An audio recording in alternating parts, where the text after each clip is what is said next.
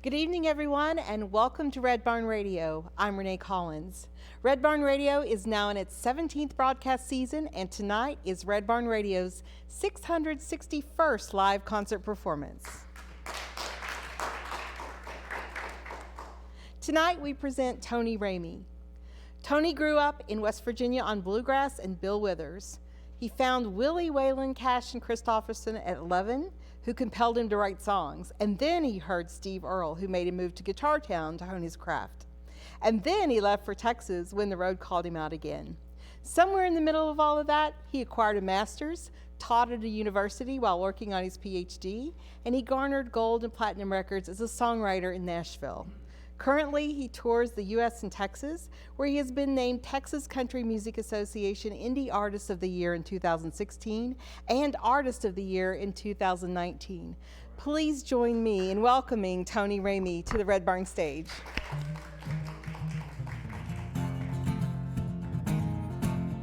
Thank y'all.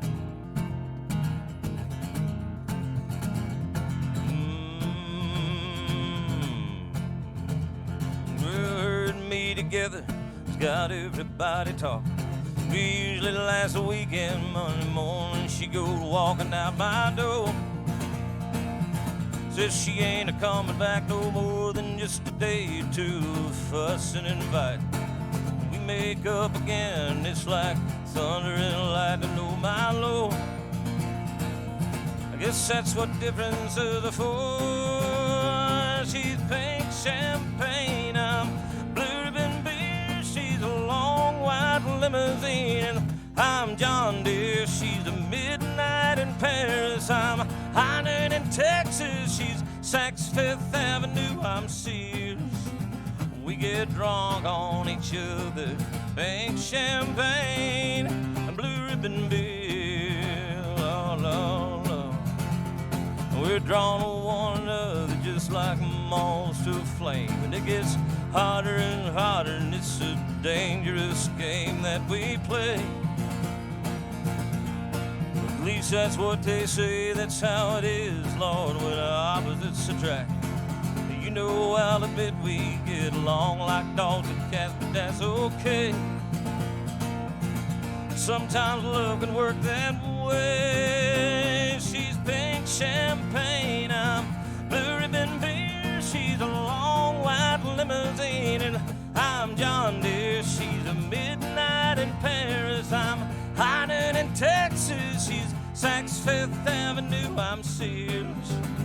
We get drunk on each other, pink champagne, blue ribbon beer. She's pink champagne, I'm blue ribbon beer, she's a long white limousine, and I'm John Deere, she's a midnight in Paris, I'm Heinen in Texas, she's Saks Fifth Avenue, I'm Sears. We get drunk on each other, pink champagne and blue ribbon beer. Oh. Thank y'all. Good evening, and welcome to Red Barn Radio. Wherever in the world you're listening, welcome to the music of Kentucky. The stations listed on Red Barn Radio's main page and many others also stream Red Barn Radio to your computers and portable listening devices. Visit Lex, Lexington, Kentucky's Convention and Visitors Bureau. Planning a visit to Lexington or just looking for more information, Visit Lex is on the web at visitlex.com. We're more than just bluegrass. Red Barn Radio is brought to you with the help of the folks at LexArts, who provide Red Barn Radio with this great performance hall and also oversee and develop a wide range of programming initiatives. We also thank their president and CEO, Nan Plummer. LexArts, creating a great American city inspired by the arts. We'd like to thank Chef Craig Scott and Broussard's Delta Kitchen for supplying food each week for our guest artists and volunteers. Located on Main Street in historic Georgetown, Kentucky, Broussard's Delta Kitchen features the authentic flavors of New Orleans and the Mississippi Delta, and live music every weekend. Listen locally. working in concert to encourage everyone to embrace any opportunity to listen locally and engage with each other in a variety of shared experiences, including music, theater, poetry, dialogue, and conversation. You can learn more about Listen Locally on Facebook, Instagram, and at listenlocally.net. The Griffin Gate Marriott Resort and Spa is Red Barn Radio's guest accommodation partner, providing hotel accommodations for our musical guests. The Griffin Gate Marriott Resort and Spa is the ideal choice for your next visit to Lexington, Kentucky. Remember, you can follow Red Barn Radio on Twitter and hopefully like us on Facebook. Now here again is the host of Red Barn Radio to tell you more about tonight's performance.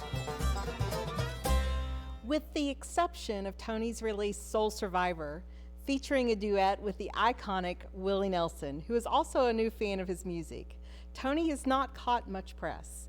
Yet he is grabbing the attention of industry people and growing his audience by leaps and bounds because of his undeniable prowess as a singer-songwriter and his passion for playing live music. Tony spent most of his music career flying below the media radar.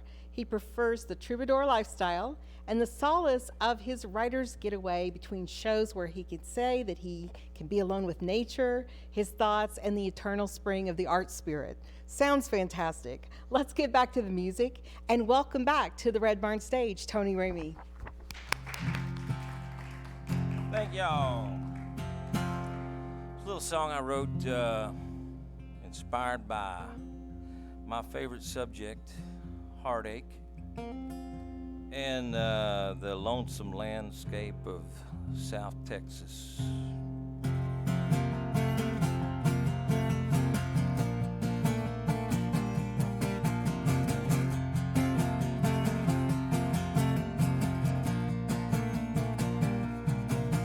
Those phone lines overhead make me wanna call her, ask her if there still might be a chance,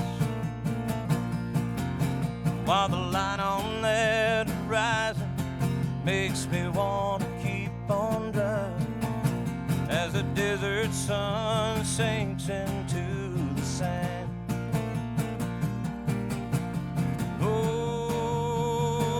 I'm looking into my rearview mirror, I see the lines of my past keep getting clearer and clearer, like the lines that we drew, the lines that we crossed, the lines on my face from the years that we lost. There's a lines about us in those sad goodbye songs, and the lines on this highway go on and on.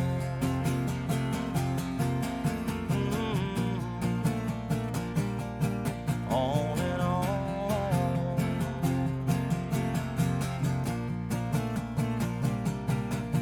Well, the line I'm riding now leads straight into tomorrow, and I don't think it ever circles back, 'cause the lines you walk in love, they're all so straight and narrow, and I never was much good at all of that.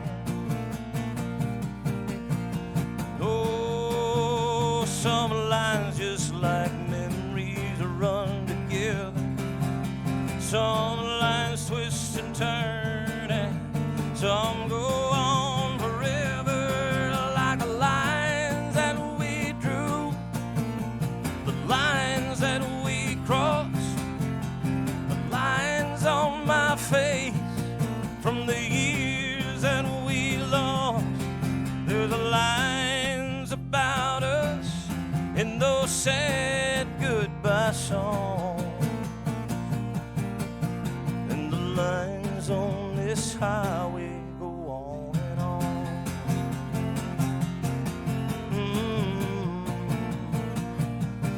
On and on.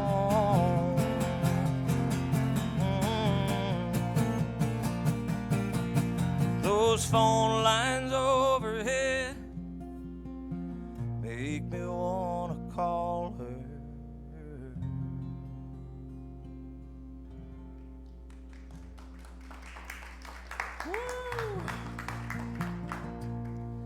Thank y'all so much. It's a little tune. This next was a little song I wrote for my latest album effort,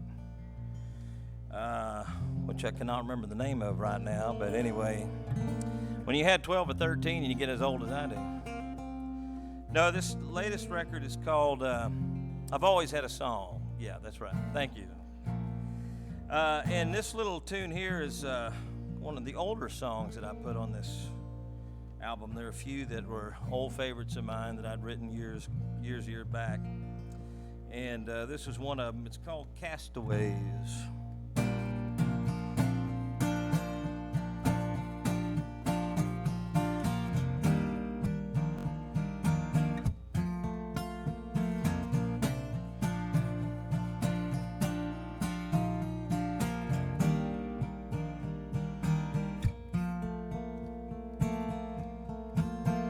We're 500 miles from the coast, here at the Blue Ocean Lounge. But we can make believe there's a tropical breeze. Watch that neon sun go down. It's like it ain't letting up outside. I guess when it rains it pours. Let's just be glad we washed up here on the same shore. Like castaways drifting along on the winds of fate, finding our way to this lonely place where suddenly we're swept away. Castaways, survivors of stormy yesterday, lost to the world, but hey, that's okay. Love can still find two castaways.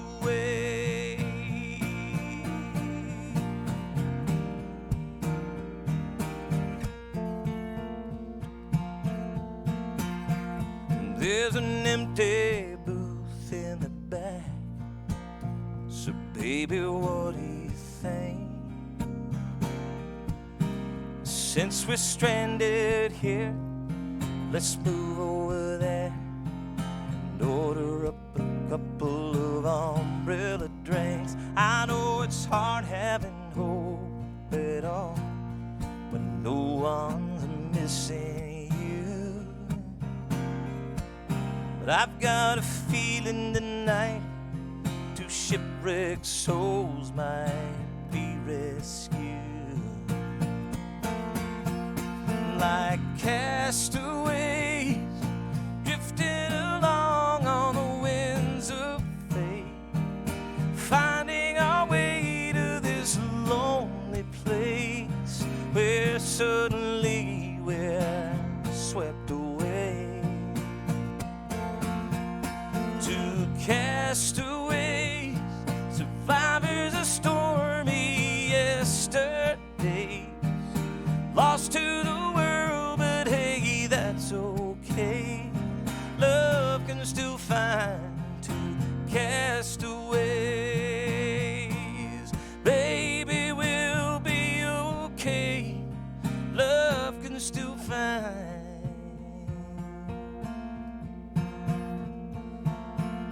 two castaways.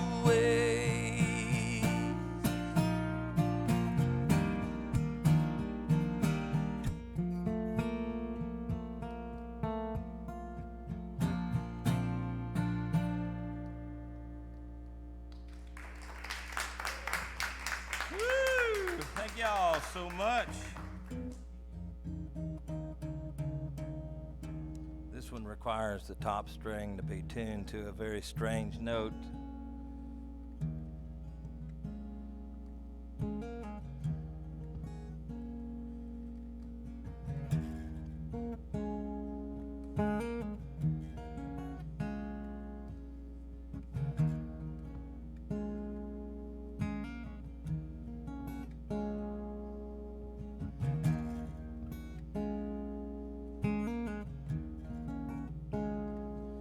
Summer sweat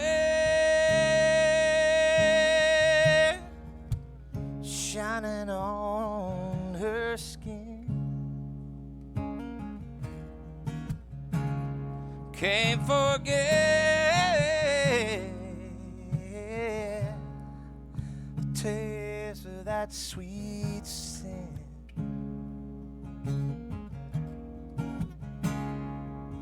Heavy air,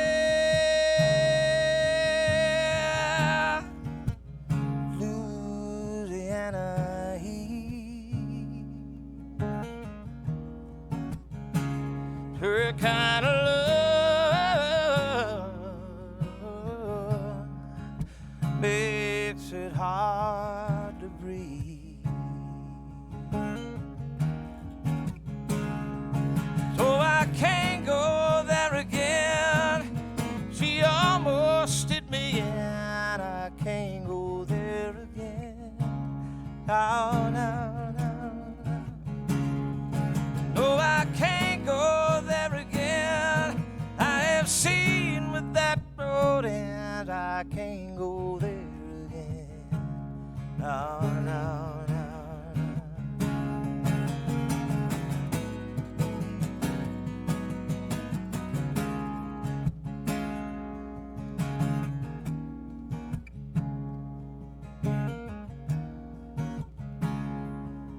Stormy night, whiskey and a glass,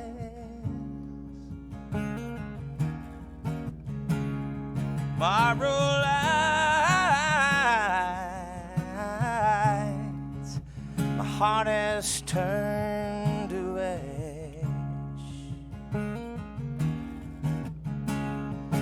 So I can't go there again. She almost did me and I can't go there again. No, no, no, no. No, I can't go there again. I have seen with that road and I can't go there again. No, no, no, no, no.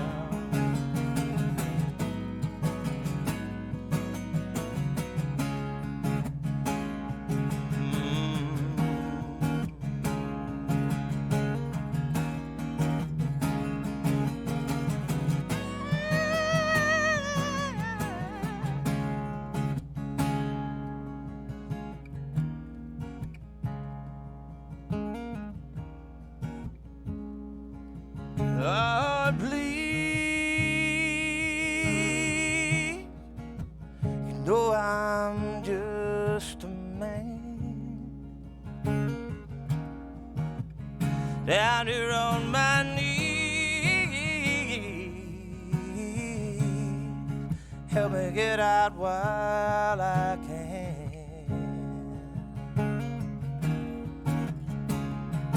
'Cause I can't go there again.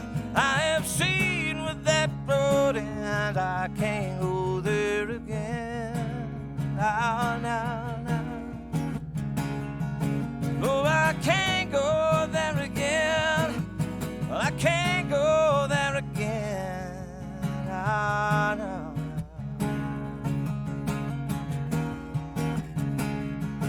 No, I can't go there again. But she almost did me and I can't go there again. No, no, no. No, I can't go there again. I have seen with that road and I can't go there again. No, no.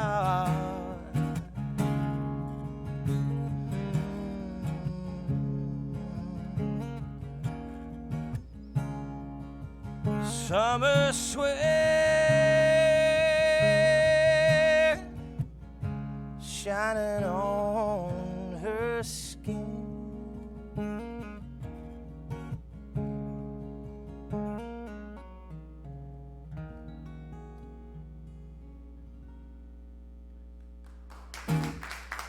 Thank you all very much.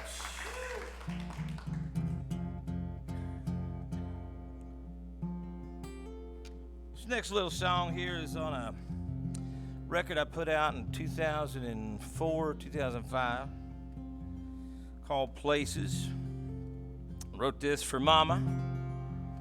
It's called Pray Hard. Some advice she always gave me over the years, and turned it into a song. Go figure. Songwriters turning stuff like that into songs. It's called Pray Hard.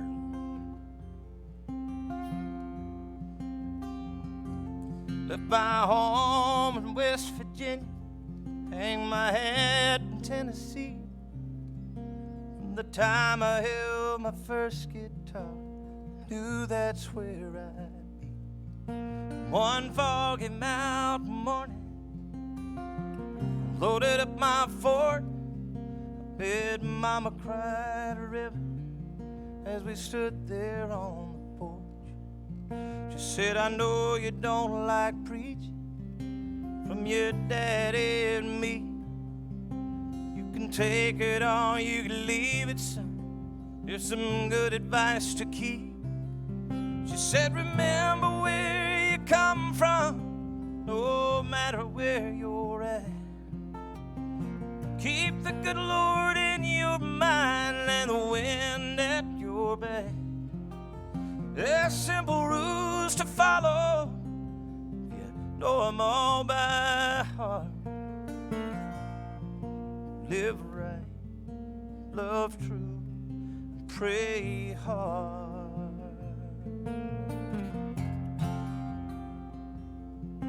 With a couple $100 and a half a tank of gas, Lord, I made it across the mountain through the few tough years that passed.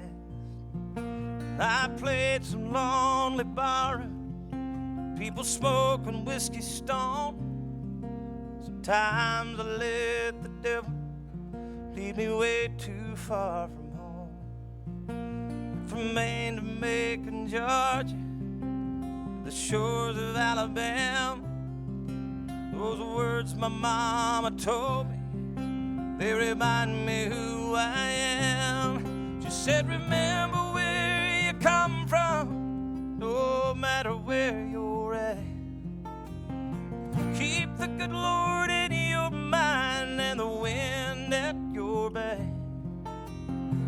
Simple rules to follow, if you know them all by heart. Live right, love true, pray hard. Mama, sometimes the lines get hazy now and then, and black and white can bleed to shades of gray. And all I can do is the best I can for what I got. I'll keep you close down every road I take.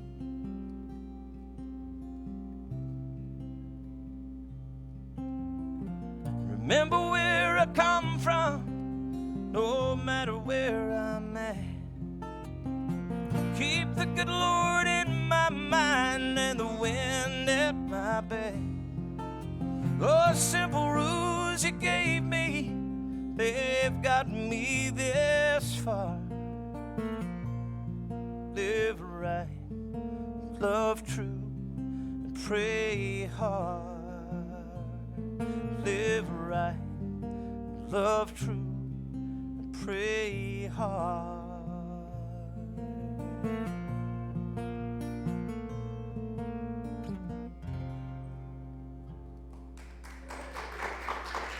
There you have it. Thank y'all very much.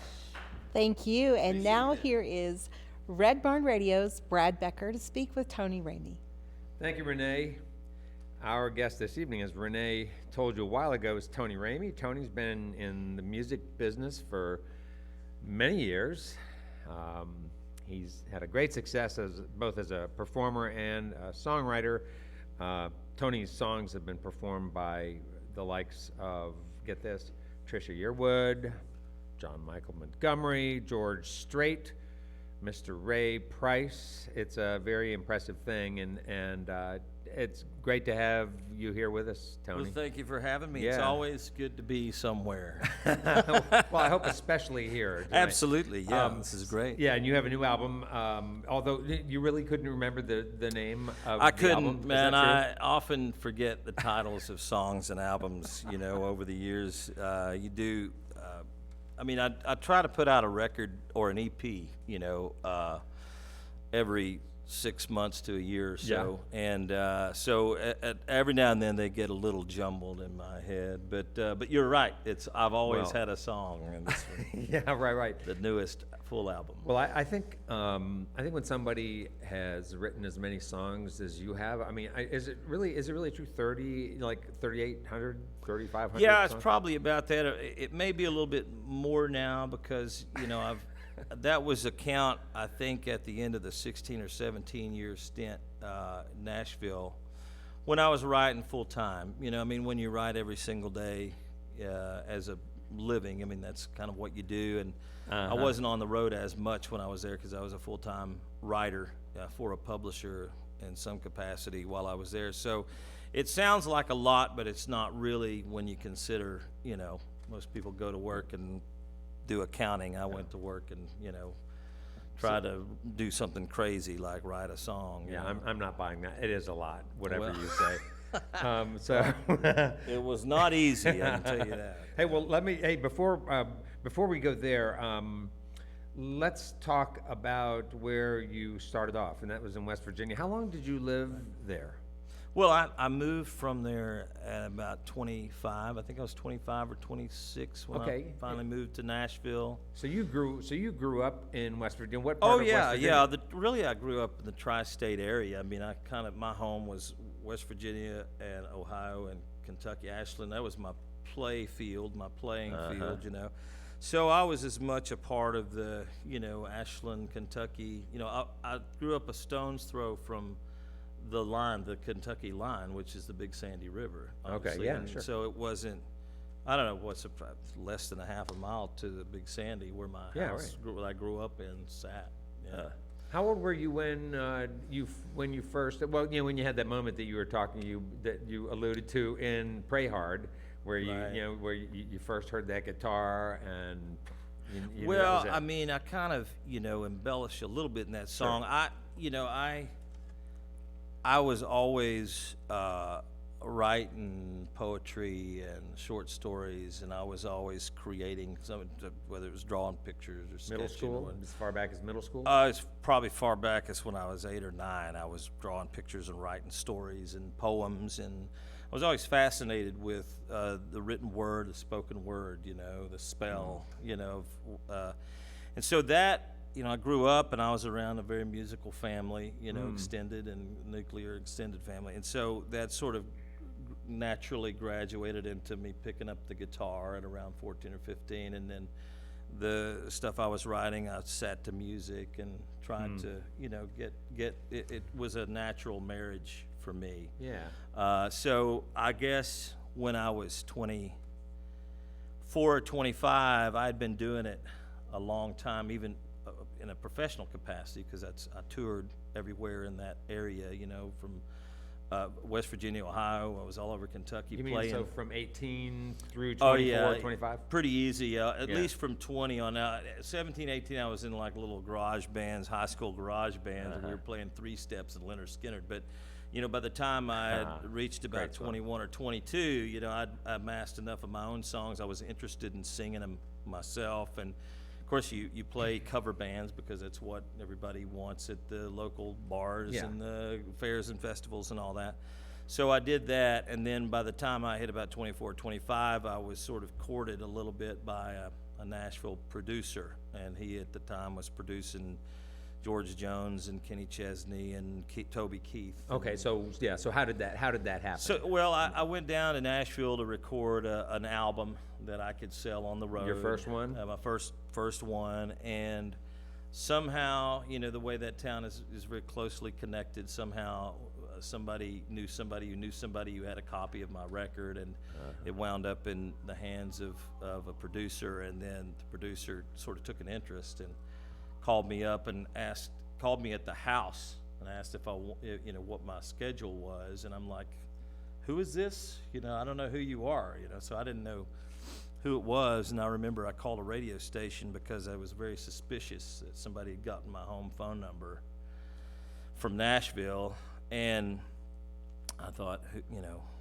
how in the world did they get that? So they called, and then I called the radio station, and they told me that I was a complete moron for not knowing who this guy was, because he was one of the biggest producers and A&R guys in Nashville. So that's sort of what got that ball rolling for me, the Nashville, I never had any real aspirations of like moving to Nashville until I loved I'd been down there recording, so I loved the vibe. I loved the fact that it was a writing community, and I wanted to go down there to write, but I never had aspirations to actually move full time until that. And what was the time? When was that? Roughly? It would have been 96, maybe 95, 96. Okay. And so we're talking about 20. What was my math? 15 years ago, whatever. Yeah. So, do things still happen that way? Man, they happen every way. There's really no one way something happens for a songwriter and artist. It's always at least every story that I know of, including mine, has always been a very happenstance, organic sort of thing, where stars align and then dots connect somehow, and you have no idea how it happens, and then the next thing you know, you find yourself, in the middle of Nashville or a record, in a record deal or whatever. So there's no like one way or right way to do that. It's just sort of, I think most of it is do what you do best, and work on your craft and hone your craft and do your art, and probably if you get any good at it, or if you are passionate enough about it, something will eventually happen. You don't know what, but it's probably going to at some point.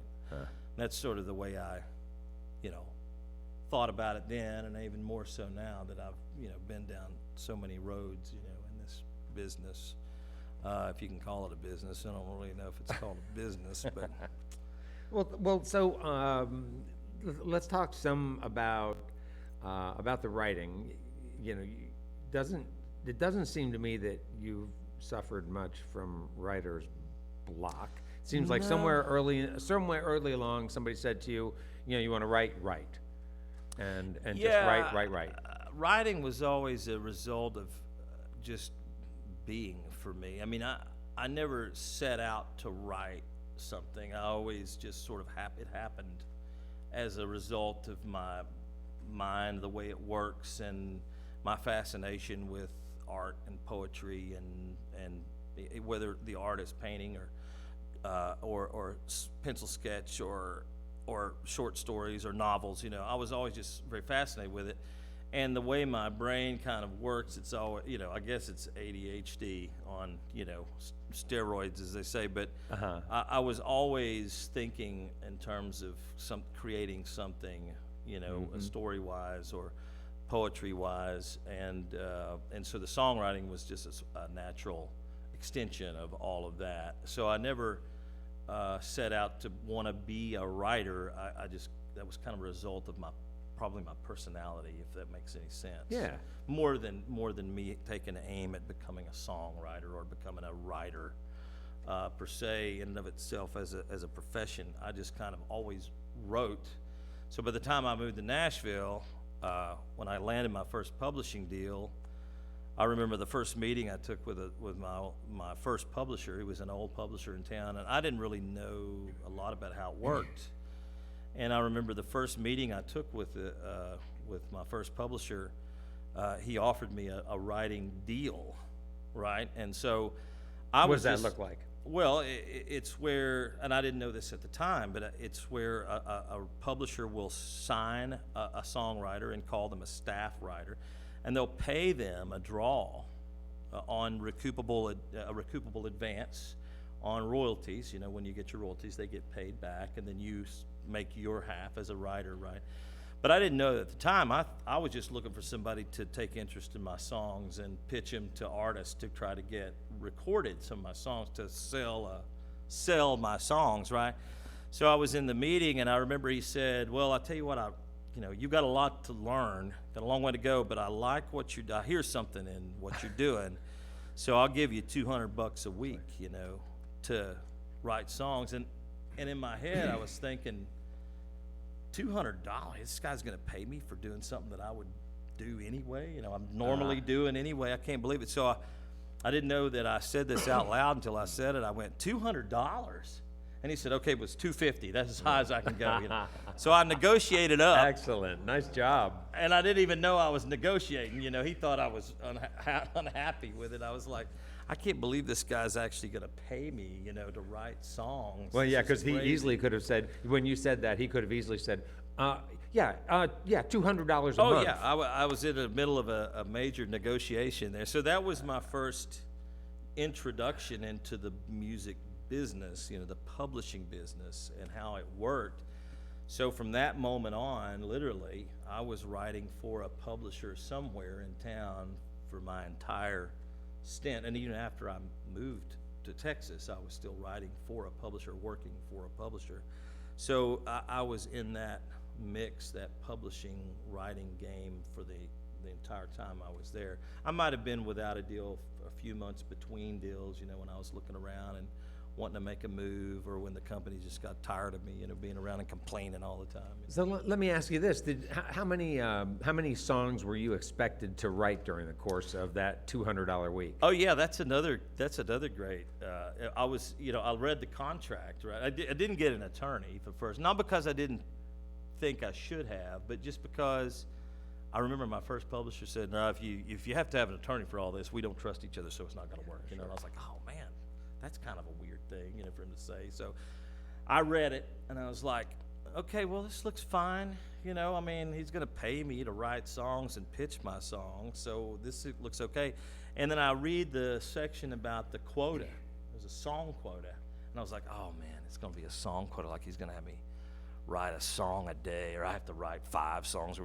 So the quota was 1 song a month, and I'm like, Huh? 1 song a month? Do these people know what they're doing with these writers?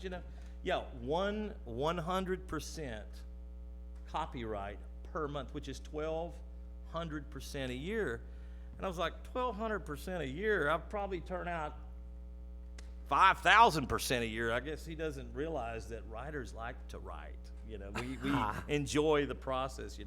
So the quotas were, there were quotas, and I heard writers complain about them all the time. Like, I don't like quotas in my contracts. I'm like, quotas about 1 song a month, man. If you can't write 1 song a month, you don't need to be getting paid, But there were quotas, but they were just, mine were always 1 a month. I don't know if other writers had more, but I always had that. I guess they probably knew I was gonna just. Sounds reasonable to me. Yeah. Hey, I am talking with Tony Ramey. He's our guest tonight here on Red Barn Radio. Having a great time getting to know you, and looking forward to talking more to you, Tony. Tony has a new album that was released in January. I've Always Had a Song is the name of that album. I'll tell you, so he will remember now, I'll too. remember next time. And that record is on Rhymeheart Records. We're glad to have you with us. Let's get back to some music with Tony Ramey. Thank you very much. All right. Absolutely.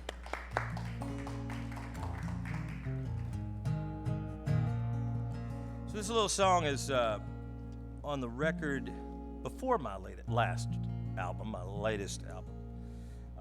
called The Spirit of Hank, and I released this on, this was the first record that I had released on a pretty popular Texas distributor, Smith Distribution, great bunch of people down there, and so it was sort of after Soul Survivor happened, and I sort of toured around with Soul Survivor for a couple of years and got a little bit of attention with that, with the Willie Nelson duet and all that. And then I went back in the studio and turned to writing more songs, and then I decided I wanted to do a record on a major distributor out of Texas, and they're a national distributor as well. But so I did this. This is the title track to this tune, but the song came out of I was about a year in Texas, and I had gotten a song recorded by an artist in Nashville on my way out of Nashville. and the guy's name is Easton Corbin, and he was sort of the next big thing. He was the next sort of George Strait style country music artist, and he recorded a song of mine called If You Love Long Enough, and it was a real country, straight ahead, and all of the management and the producers involved in that record were excited about the song and talking about it being the first single, which is always good for a songwriter. Have a single on the radio playing, 30 times an hour, everywhere. So I was extremely happy, and it was a great way to leave Nashville, to relocate. And then about a week and a half before the record was due to be released, I got a call from my co-writer on that particular song, and he said, "Man, I've got some real bad news. Are you sitting down?" And I said, "Well, what possibly could it be?" And he said, "Well, our song didn't make the record. They're not going to put it on the record." And they recorded it, but they decided it just, for whatever reason, it wasn't going to fit. So I was super disappointed, but I was also frustrated because I learned that the producer of that album had written 3 or 4 songs with the artist that did happen to make the album. So that's what happens, sort of. There's some politics that go into it, and sometimes you get bumped. And I was just sort of crestfallen about it, and I was sitting on the couch in my little studio, and I thought, man, I just don't know if this is worth it. What in the world what do you have to do now to get a cut, a song for an artist? And so there's always this little voice, though, inside of a songwriter's head that says you got to keep going no matter what. And that's kind of what this song came out of. So I sat and wrote this song. It took me a few months to write the second verse. First verse and the chorus sort of fell out, but the second verse took a little while. It just wasn't quite right.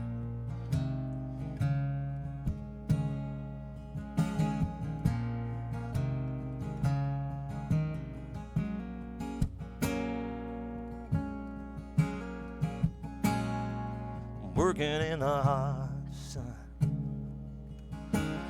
beads of sweat on my brow, from the dusty roads and hayfields from Daddy's rich plow. I remember feeling so young, turning the radio up, a diehard fan of Jack and Diane Chevy trucks. Didn't take long to figure it out just to where I stand, somewhere between the left and the right, and just don't give a damn. Spirit of Hank and the heart of James Day. Well, I'm a hugging that line, if you know what I mean. Believe in the love of John 3:16. Spirit of Hank and the heart of James Day. Living by the good book, raised by the letters in red, freewheeling fresh off the farm and cornfield. People say I'm old school, I got no more stake in this game. I've been left behind by the changing times, 'cause I won't change. Well, if they don't like the way I think, well, it's fine by me. They can talk that talk while I walk the walk and be who I'm gonna be. Spirit of Hank and the heart of James Day. Well, I'm a hugging that line, if you know what I mean. Believe in the love of John 3:16. The spirit of Hank and the heart of James Day. Well, it's a hard road to hoe, I know, but you only get one shot. You keep holding on and rolling on, and you give it all you got. Spirit of Hank and the heart of James Day. keep a hugging that line, if you know what I mean. Leaving love at John 3:16. Spirit of Hank and the heart of James Dean.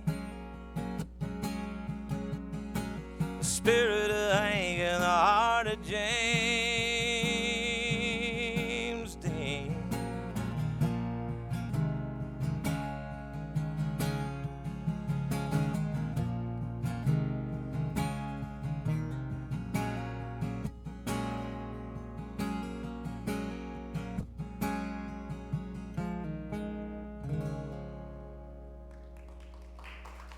Thank y'all very much.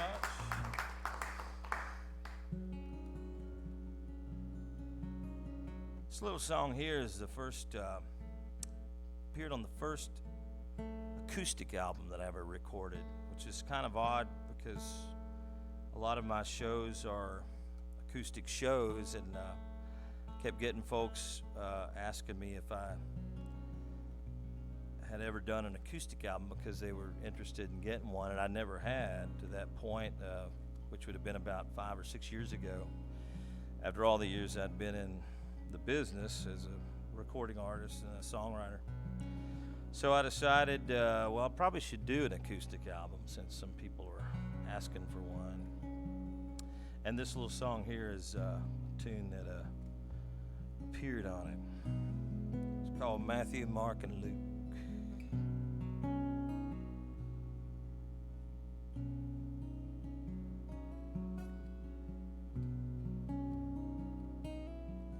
I was doing 90 on 69.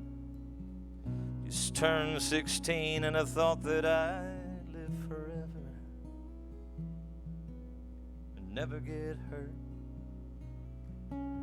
Ain't nothing in life is gonna slow down a hard-headed kid from a little bitty town, except for a hairpin curve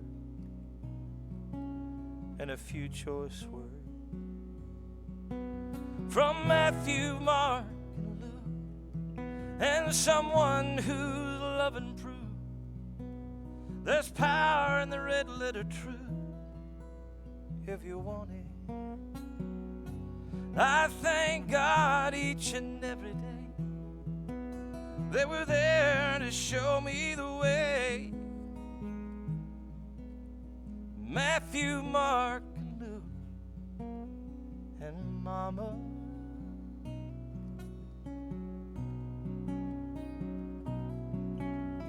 Well, even when you're saved, you can still get lost. Yeah, I learned that when Linda walked off and left me there without looking back, drowning at the bottom of a 4-ounce glass. Between her and the bottle I was torn in half, and all I could hear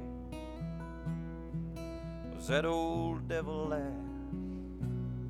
Oh, but the devil don't laugh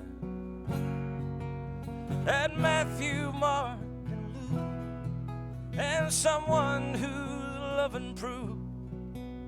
There's power in the red letter truth if you want it. I thank God each and every day they were there to show me the way.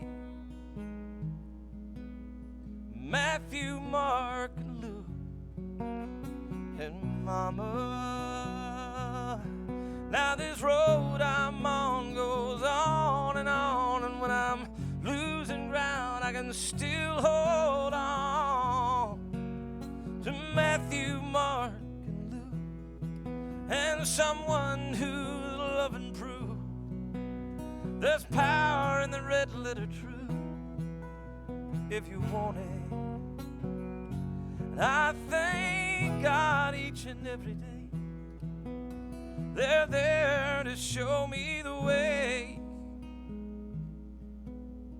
Matthew, Mark, and Luke, and Mama.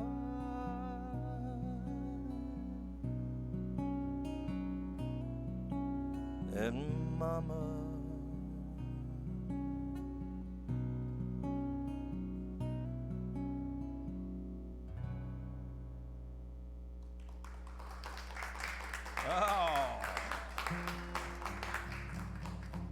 Thank you.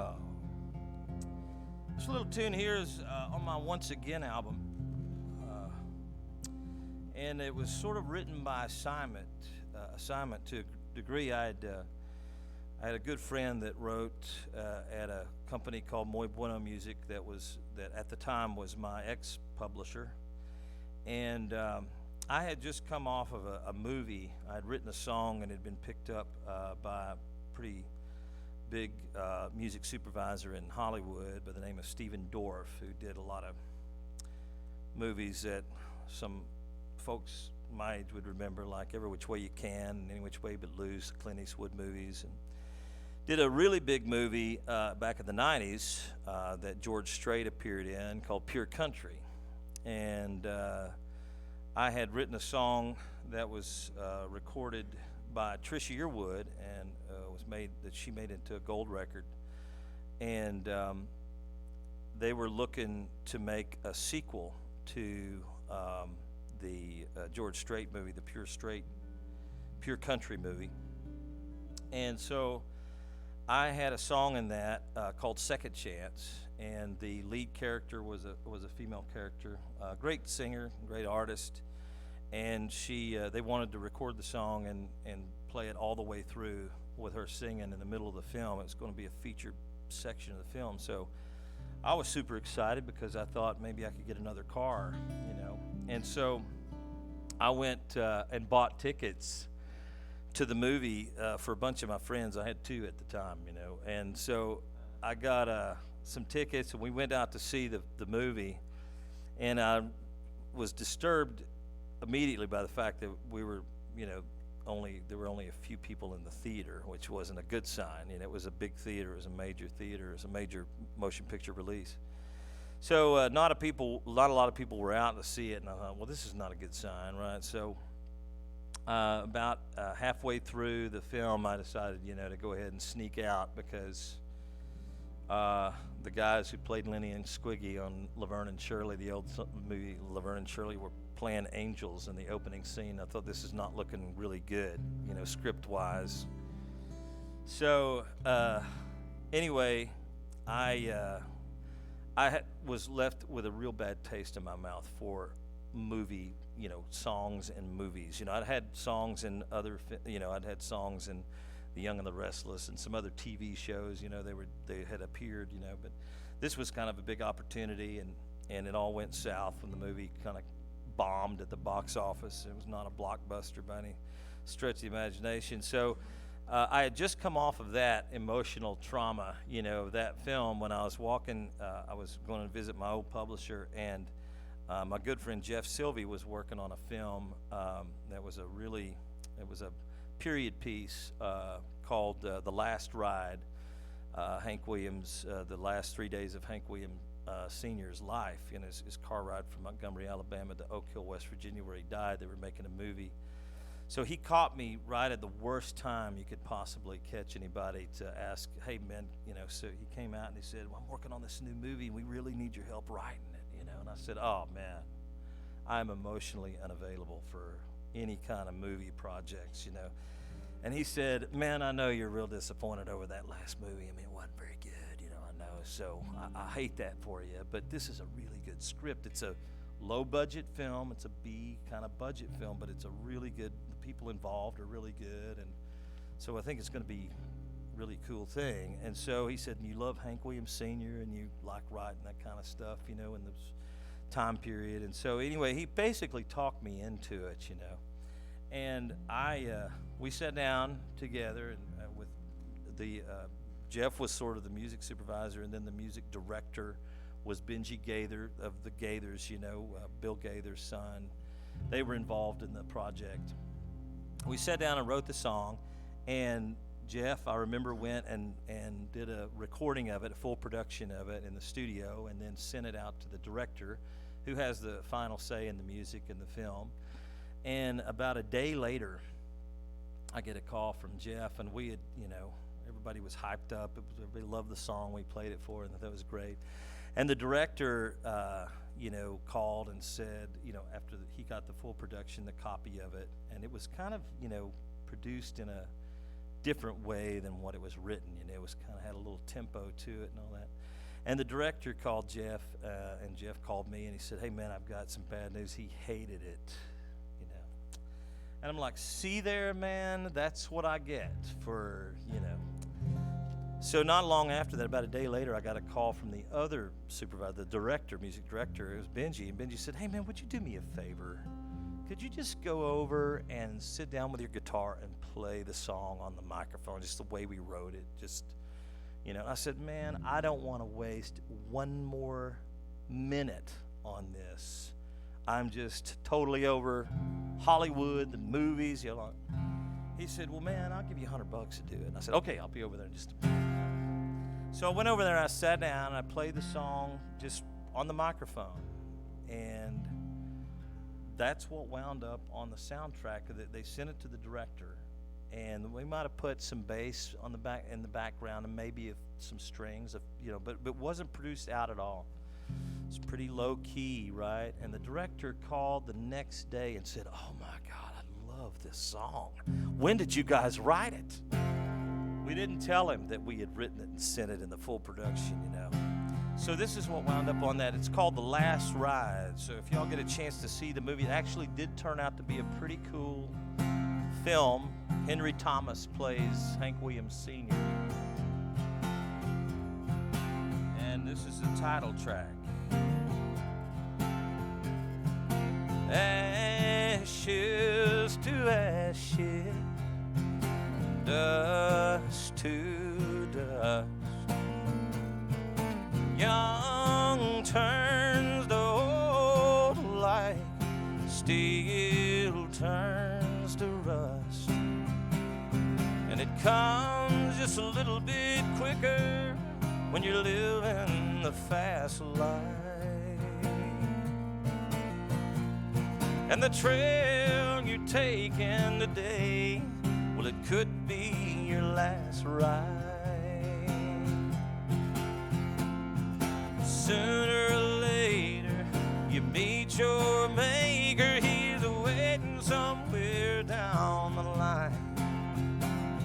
It ain't that far, your first breath, till you say your last goodbye.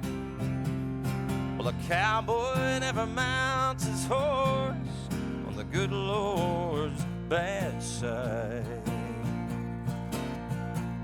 'Cause the trail you're taking today, well, it could be your last ride. The tears and the smiles, the joy and the pain, love every mile through the sunshine and rain, and make every moment last a lifetime. 'Cause the trail you're taking today, well, it could be your last ride. Sooner or later, you meet your maker. He's waiting somewhere down the line. It ain't that far from your first breath till you say your last goodbye. Well, a cowboy never mounts his horse on the good Lord's bad side. 'Cause the trail you're taking today, well, it could be your last ride. No, a cowboy never mounts his horse on the good Lord's bad side. 'Cause the trail you're taking today, well, it could be your last ride.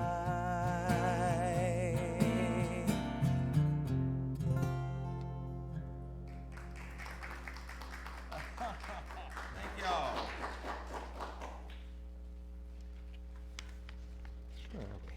Right. Absolutely.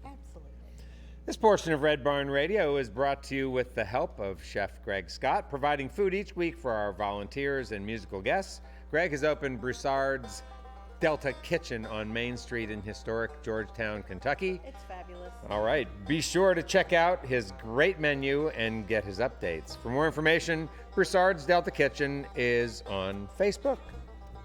Listen locally, working in concert to encourage everyone to embrace any opportunity to listen locally and engage with each other in a variety of shared experiences, including music, theater, poetry, dialogue, and yes, even conversation. You can learn more about Listen Locally on Facebook and at listenlocally.net. The Griffin Gate Marriott Resort and Spa is Red Barn Radio's guest accommodation partner. It's the ideal choice for your next visit to Lexington, Kentucky. And AccuPrint is Red Barn Radio's print provider. For more information, AccuPrint is on the web at accuprint.us. Tag. And now welcome to the second half of tonight's Red Barn Radio program. Red Barn Radio is coming to you live from the Performance Hall at Arts Place here in the great city of Lexington, Kentucky. Please welcome back, folks, Tony Ramey.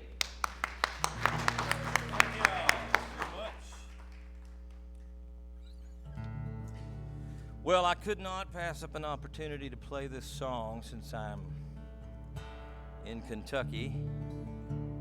This was on my Places album many years ago. And we thought Montgomery Gentry was going to record this song, and they came pretty close, but something happened at the last minute, and I didn't ask what it was. But anyway, this is on my Places album, and it seems to be a favorite amongst the folks who have bought that record who are in Kentucky. So if I can remember, I haven't played this song in a little while, I have to admit, and I have not rehearsed it before this evening, but I will try my best. So.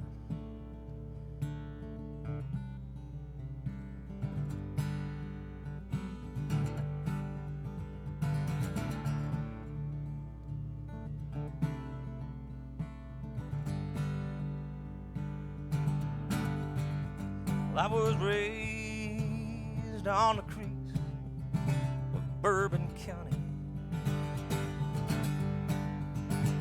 where the horses run faster than the wind,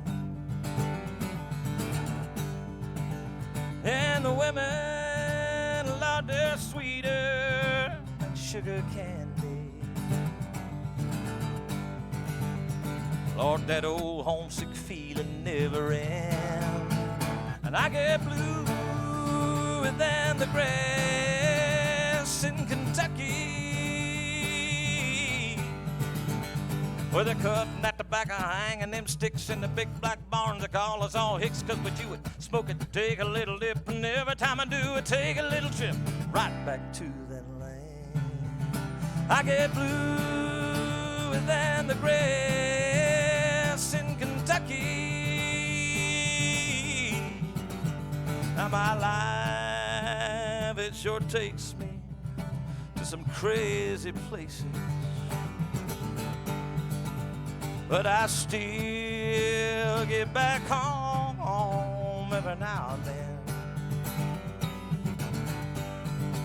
The better 10 spot on a long shot at the races, but I'm missing those good times with my old friends.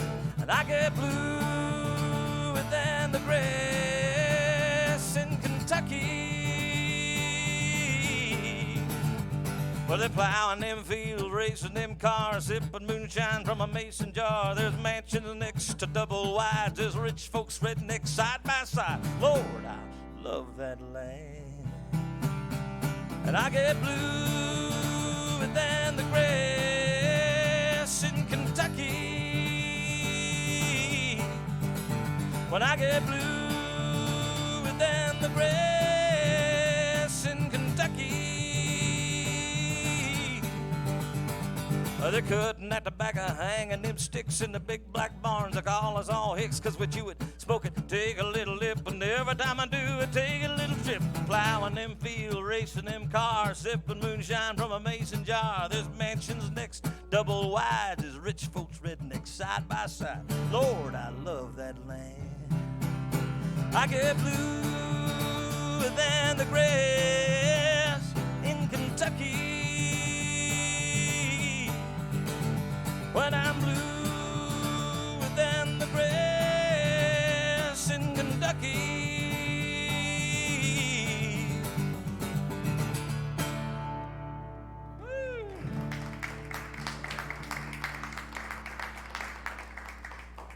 That's probably as close to rap music as I'll ever get, so just so y'all know.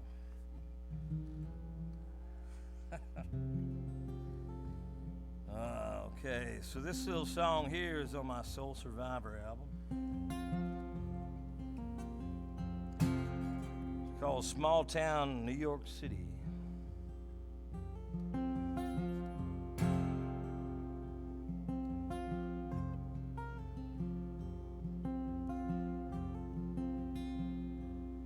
Well, she came from off the grid in Alabama, at the end of a dirt road past a pine. Stars in her eyes, she told her mom, this is home, but I've got somewhere else in mind. Her mama said, from here the bright lights sure look pretty, but there's no such thing as small town New York City. No one knows your name until you're someone. You can sell your heart and soul and they'll be gone. Your dreams always look so good when you're so young, but you can lose yourself to find where you belong. And you'll be longing for a life that's little bitty, 'cause there's no such thing as small town New York City.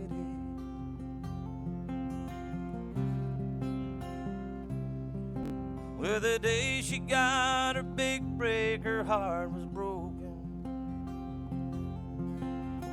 Brother called and said Mama passed away. The doors had finally opened, but one was closing, and her mind flew back to what she heard her mama say. When a cover girl can't smile, it's such a pity, 'cause there's no such thing as small town New York City. Well, no one knows your name until you're someone. You can sell your heart and soul and they'll be gone. Your dreams always look so good when you're so young, but you can lose yourself to find where you belong. And you'll be longing for a life that's little bitty, 'cause there's no such thing as small town New York City.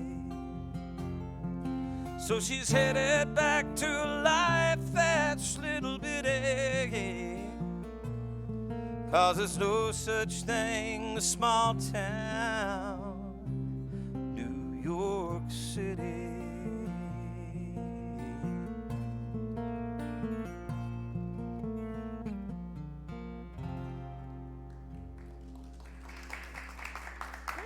Thank y'all.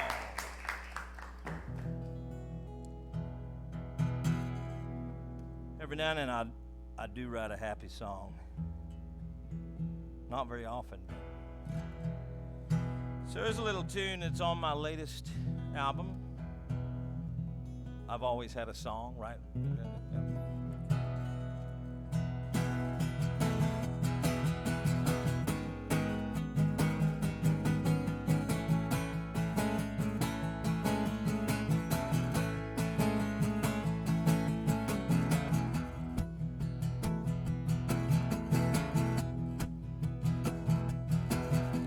wrapped up in a back seat in the field parked off the interstate.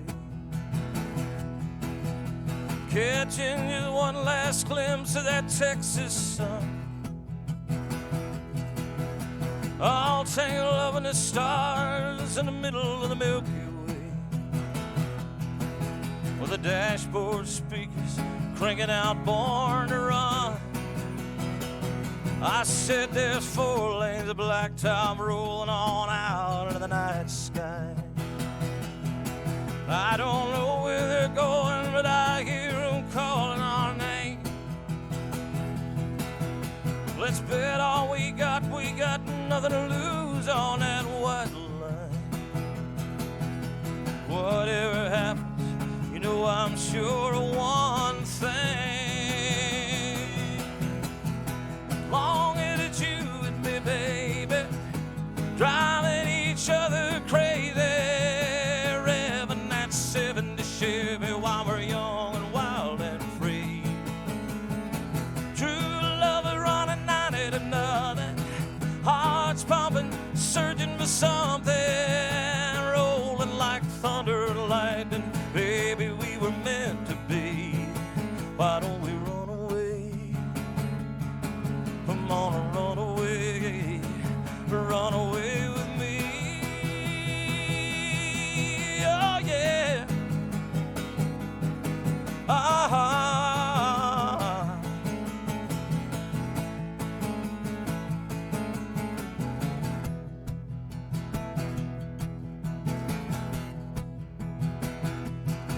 We got the moon in the rear view mirror on the highway. Got the wind through the windows and the freedom under our wheels. I know this old Nova don't fly, but at least we could drive away. As fast as these horses will run, see just how good it feels. Wrong is you and me, baby, driving each other crazy, revving that 70 Chevy while we're young and wild and free. True love is running 90 to nothing, hearts pumping, searching for something, rolling like thunder and lightning. Baby, we were meant to be. Why don't we run away? Come on and run away. Run away with me. Oh, yeah. Ah.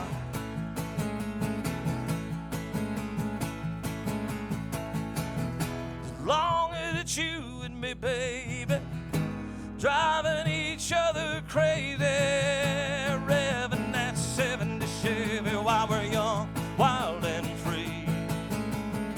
True love is running 90 to nothing, hearts pumping, searching for something, rolling like thunder and lightning. Baby, we were meant to be. Why don't we run away?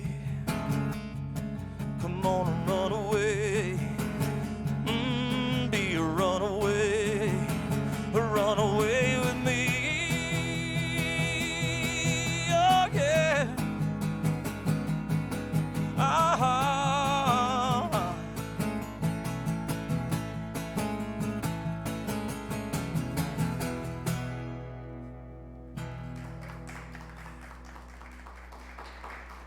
Thank y'all. Now, Get this old guitar. yeah. Such a great evening. Thank you so much for being here with us tonight. Thank you for having me. Appreciate y'all having me out. And now, here is Red Barn Radio's Brad Becker to talk with Tony once again. It's getting real now. So where were we? Yeah, so maybe you should start by telling the story about how you happened to be underneath a refrigerator falling from a 2-story building and your guitar cushioned the fall and took the hit instead of you. It's taken quite a few dings.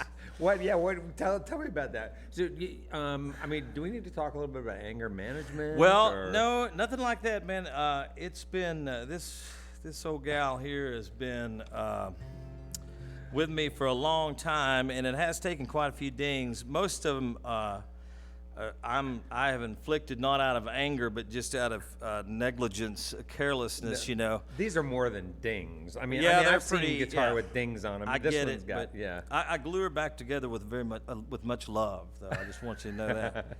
No, I mean, it's been, this guitar was, is 97, so it's about 23, 24 years old, and I've written a lot of songs. A lot of songs that come out of this guitar. I've had several companies send me guitars to, for endorsement deals, and I just can't. I'm like, I'm happy to take your guitar, but I can't cheat on my, my real guitar. Sure. here. When companies send you So- guitars, are you at times obligated to perform Well, with them? sort of. Take 'em That's out? kind of why they send them. They want you to do to play them. I mean, Sure. go figure. They Or is want it you to just to be actually play seen? the guitar. Is it okay if you're just seen with them? Yeah, Can I you mean, just- I've got Blue Ridge is, for example, a great guitar company, and I have a Blue Ridge guitar. I use a lot of those on my albums, on my records. I actually play the Blue Ridge some. I play this one as well, but I use it on my albums and always give them a mention, and all that. They're Yeah. a really good guitar company, and they make great guitars, good bluegrass guitar especially, Mm-hmm. And the thing with the Larrivee is that, I've been on so many road trips. South Texas is really hot, I mean, like 110 or 20. So it doesn't take very long for a guitar to overheat in a case, and sometimes it's, you can't help it because you're trying to get from one gig to the next, and you're driving. You don't always have a bus, and when you do, it's probably broke down somewhere, So, and then of course there's unloading and loading, and sometimes I've learned not to use gig bags, which are the flimsy, travel bags you put on your back, because invariably I'm clumsy, so I'll, hit it on the stage or drop a guitar. There've been a couple times my strap has come undone Oh, here. sure. And then the guitar, Bam. goes out from under me, and so a lot of stuff happens on the road.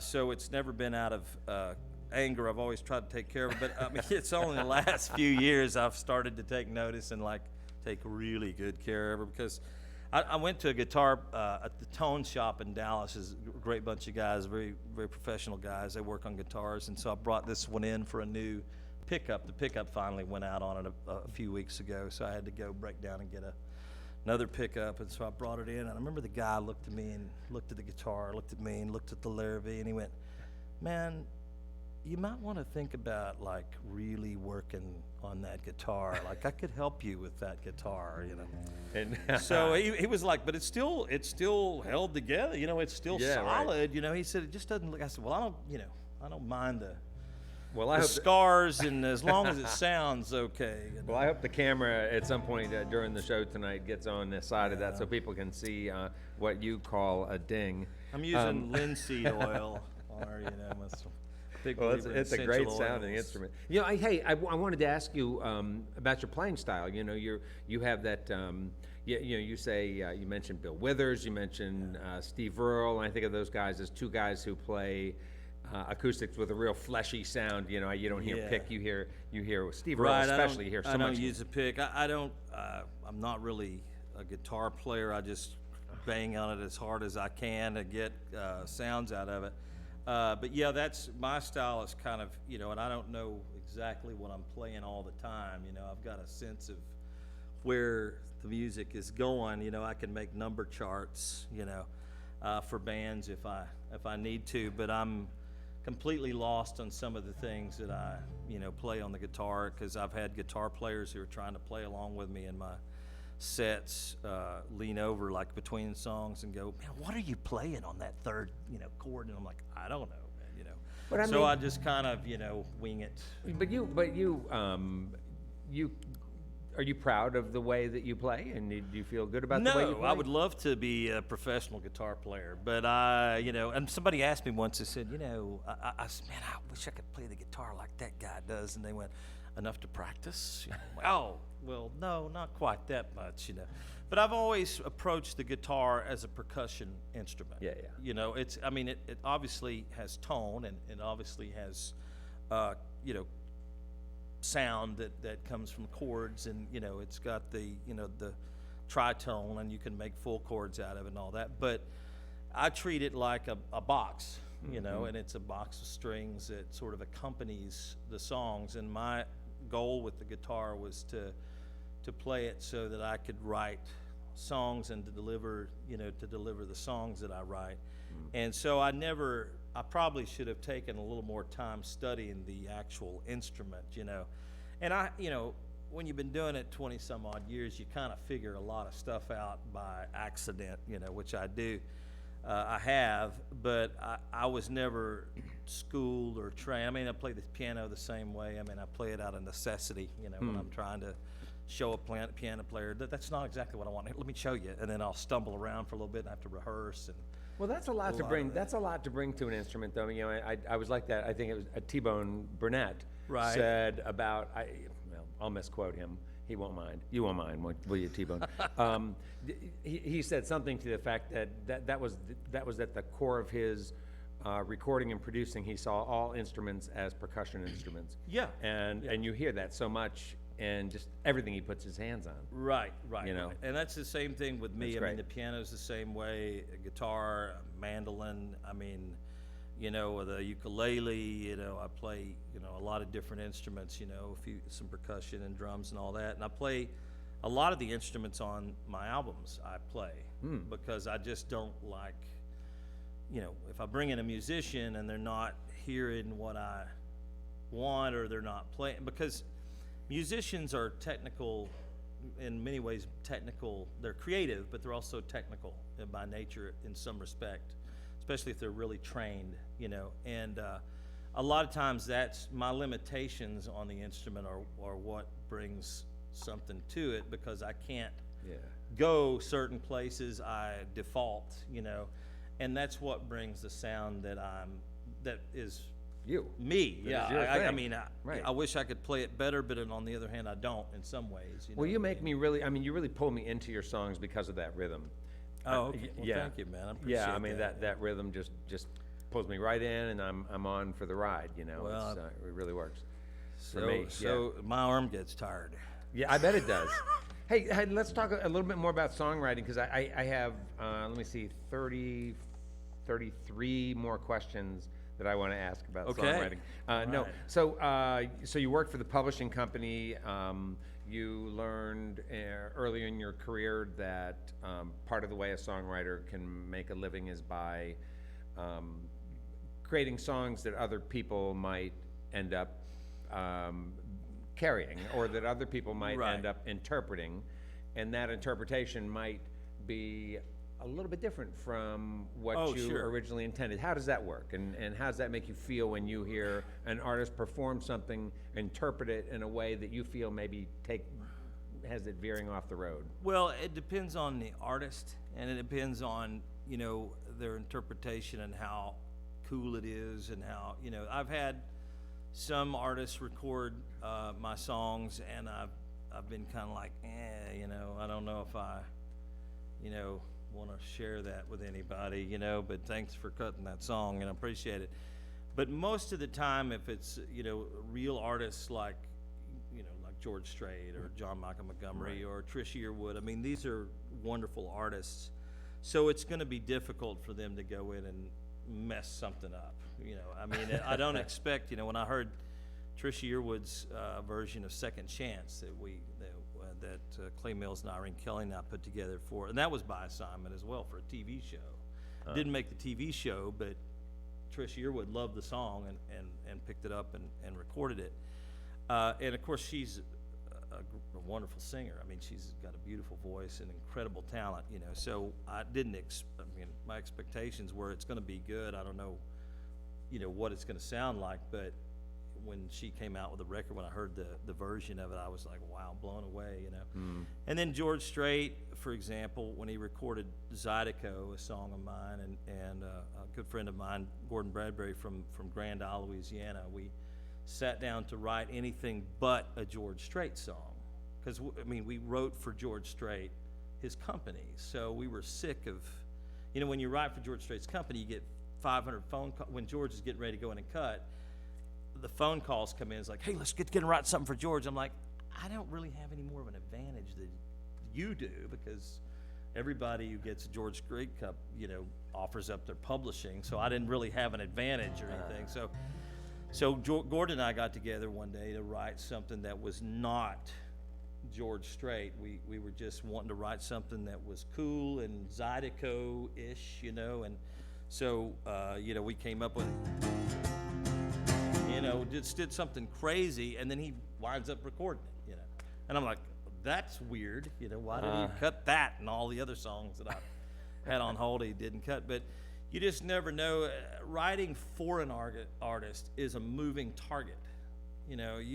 And so I learned that after a few years in Nashville, not to write for an artist, you know. It's never worked for me to sit down and say, let's write something for George, or let's write something for Tricia, or let's write something for, let's look at the tip sheet. And a lot of writers do that, and they're successful at it. I mean, I don't know how they do it, but they do it. I don't know why it works for them, but it never worked for me, because I just felt like, you know, I was always chasing something that's already, everybody else is already sort of doing.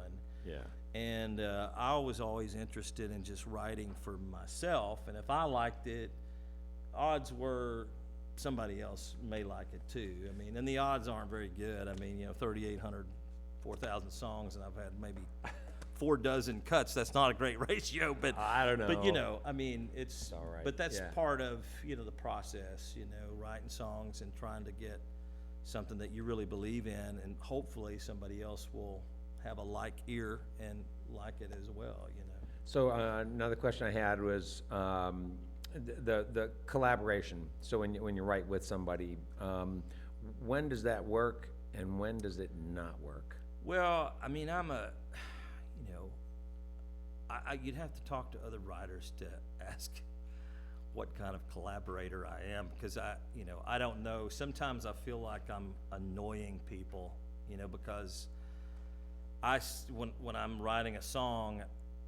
you know, the most uncomfortable thing for me is to get in a room with a writer who needs reassurance, you know, who's wanting me to say, oh yeah, I like that, or I don't like that, you know.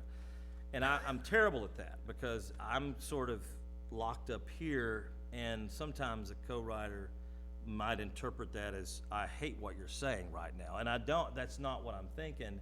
I'm just taking everything that they're saying and turning it and trying to flip it around, and maybe I like it, but maybe there's something better, you know. So it's constantly, you know, so I'm probably kind of an arse to some collaborators, because I don't talk a whole lot. You know, I may come up with a line and I'll go a couple of ways, or, you know, every now and then I'll say, yeah, I kind of like that, maybe it's this or whatever, but most of the time I'm sort of quiet in the writer's room, and the writers that throw out lines left and right all the time are very annoying to me, because I need time to process, you know. Yeah. And so writing by myself takes longer, but it's a much more fun, because I'm not, you know, having to, you know, I mean, some of it's a compromise too, you know. I mean, you sort of have to know that at some point you may be having to compromise a line, you know, for if they really love it, and they really, and you have to trust that they're, you know, when they bring something to the table, I have to trust that they know what they're doing. And sometimes if I don't quite like it, I might go with it anyway, thinking, well, maybe it's just me, and I'm going to trust them to. So there's a level of trust, a level of willingness to compromise, and then there's a level of, you know, complete aggravation, you know, Yeah, over right. it, you know. Which is true of collaborating in general. Right. Is, But you know. I will say that I've never had a horrible co-writing experience. great. I'll just tell you, I've never co-written with anyone and just said that was the worst day of my life. It's always been a process that was social to a degree, and that even if we didn't come up with a song, right, we at least collaborated in the sense of ideas, and, you know, Learned something Yeah, together. right. It always can be productive. Yeah. You know, so. Tony Ramey, I've had such a good time talking with you. What too, what me fun! Yeah, I hope we can do it again. There's still other things to talk about. Tony has a new album out. I've Always Had a Song, which is his second on Rhymeheart Records. He's here tonight with us on Red Barn Radio, and we're glad to have him. And we're going to get back to some music right now with Tony Ramey. Welcome him back, folks. All right, thank you. So this next song is a little song that I put on my Places album as well in 2004. I think it was 2004 or 5 when it came out. And oddly enough, some songs take a long time to gestate, and they don't find a place. Of course, I put it on my album, but it was years and years later, about 4 years ago now, that I woke up to a text. A friend of mine in Canada, from Canada, texted me early one morning. It was like 7 o'clock, and he said, "Hey man, congratulations on the Miranda Lambert thing. I just saw it today." And I'm like, "I don't know what you're talking about. I mean, what are you talking about? Miranda Lambert, what?"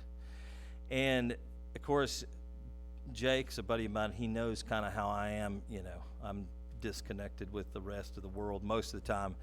And he said, "Dude, are you serious? You don't know what I'm talking about. You know, Miranda Lambert sang your song yesterday, and it's all over the news today. I mean, I saw it this morning in Rolling Stone magazine." And I said, so I called him up and I said, "Man, you're kidding me." I said, "Are you sure it's mine? Because there are probably a lot of songs with this title, I'm sure." He said, "Well, the lyric was in there and your name was after it. So I'm assuming, you know." So he sent me the link and I looked it up, and there it was. It was in Rolling Stone magazine. And then later on that day, I started getting other texts from some other friends in Nashville saying, "Hey man, I just saw your song on, what's that, Entertainment Weekly or whatever on TV." And I was like, "Wow, man, it's getting lots of press, you know." So I'm thinking, cha-ching, maybe, you know, I woke up to a Miranda Lambert smash. So the song was, it's called Scars, and it fit perfectly that particular year that Miranda was going into cut, because she just come out of the divorce with Blake Shelton, and she was sort of getting back into the groove or whatever, you know. Anyway, that's what everybody was talking about. That's what all the media was talking about. You know, this is a perfect song for her, and it's really, you know, you can tell she's very moved by it because, you know, scars that she's recovering from. I'm like, wow, man, this is going to be huge probably. I mean, crazy. You know, this song's 15 years old, right? Well, anyway, and the reason she heard it was I happened to have written it many moons ago with this guy by the name of Scotty Ray. And Scotty Ray was the guy who first found Miranda playing at the little wineries down in Lindale, Texas. And he wanted me, and I had a big hit on Doug Stone at the time, and he came to me and said, "Hey man, you know, we've been writing songs together, but I've got this little girl that I'm working with, you know, on Lindale, and she'd love to write with you." And I was like, "Oh man, I don't know, you know, how old is she?"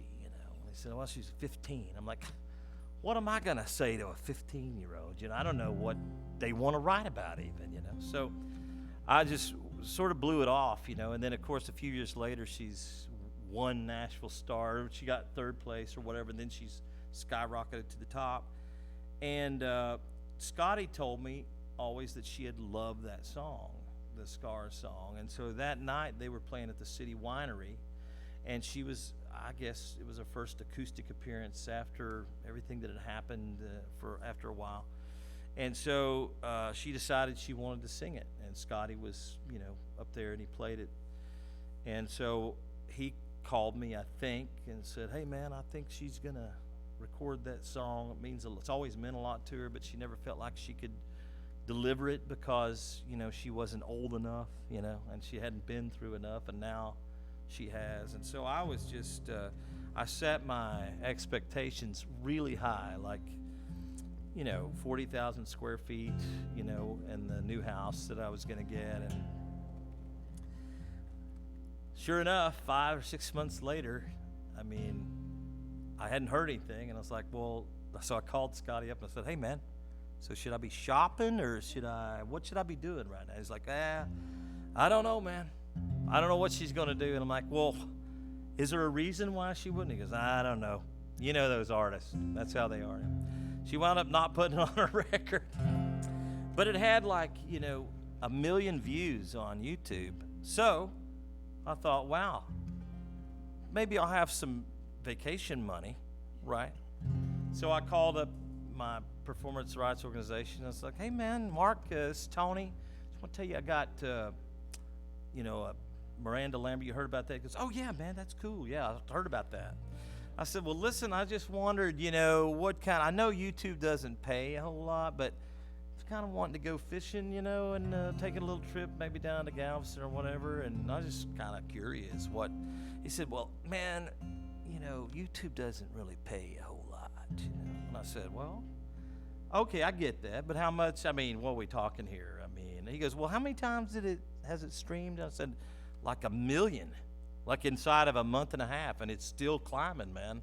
And I'm thinking, he's gonna give me a good number here. And I was thinking he's gonna say 1 million. Wow, He said, oh yeah, 1 million, man. That's about $1. I was like, $1? I said, so you mean to tell me I made more money off of my album than you? He goes, yeah, pretty much, man. You need to keep doing your own records.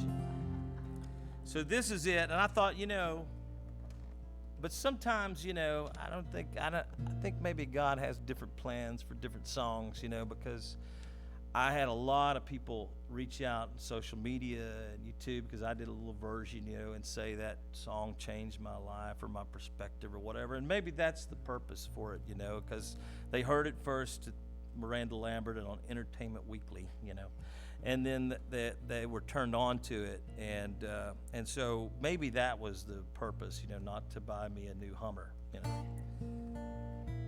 And that's okay too, I think. But it goes like this.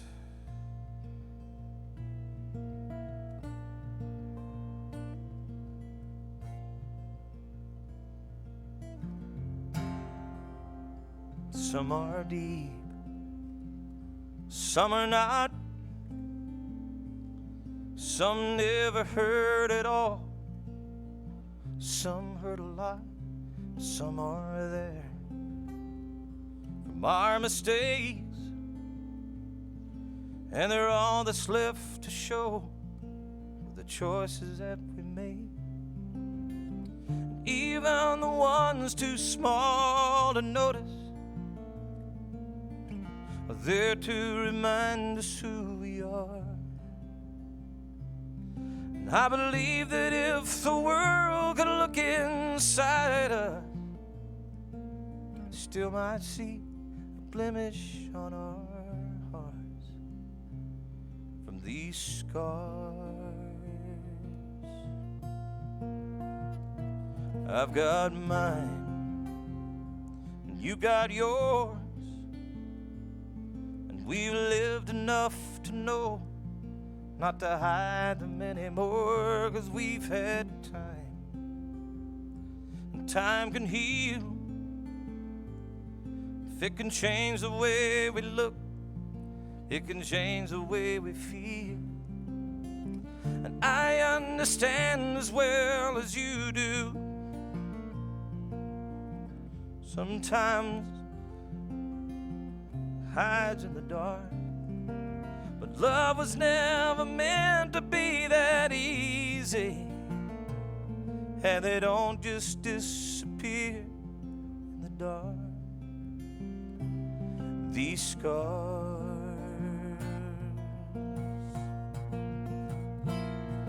and the pain that I remember is the pain that makes me stronger. I've had to look at life that way, and I've learned to rise above it, to keep from going under. Take it step by step, day by day. And I'm not ashamed what you see. 'Cause every single scar has become a part of me, and all I know is here and now. Yesterday's gone, and we made it through somehow. Looking back, I'm glad I took my chances. They were worth at least enough to leave a mark. And maybe we don't know where we're going, but it's enough for me to know where we'll start. With these scars, these scars.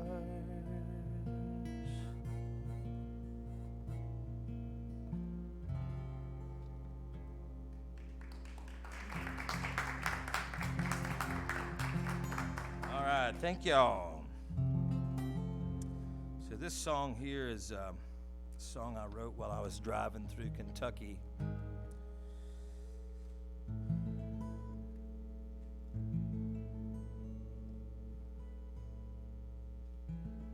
A long time ago. And this is another one of those stories. I put it on one of my albums. And about a year later, I got a call from RCA's A&R, head of A&R at RCA, and the folks who were the team around Clay Walker. And Clay fell in love with the song and learned it on his bus while he was driving from show to show, and then he recorded the song on RCA with the first 5 songs on that new record that was going to come out, or supposed to come out. And everybody was super excited because it was his favorite song on the whole, you know, the first session that he had recorded with RCA. And my publisher called me a couple months after, you know, he had recorded it. Said, man, I think maybe you might be snake bit because Joe Galante just dropped Clay Walker from the RCA. He made him mad somehow. So anyway, I said, well, here we go again. I'll just put it on one of my records, I guess. It's called Give It To Me Straight.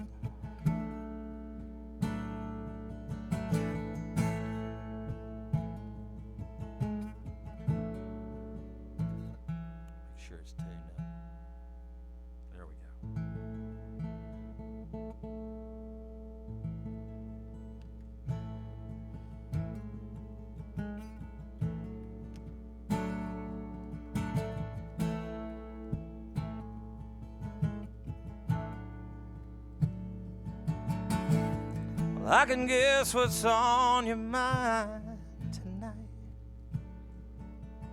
You've been going round and round in circles, trying to find the words that sound right.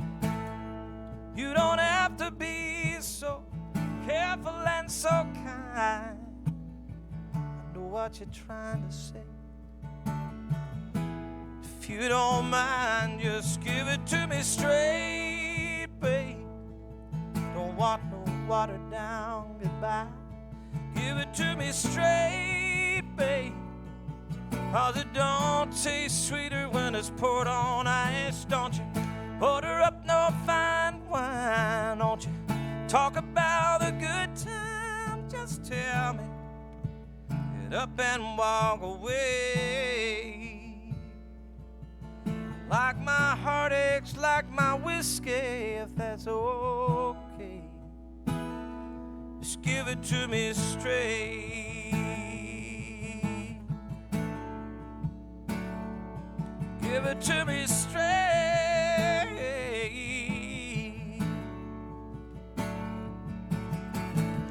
No use trying to stir old memories now.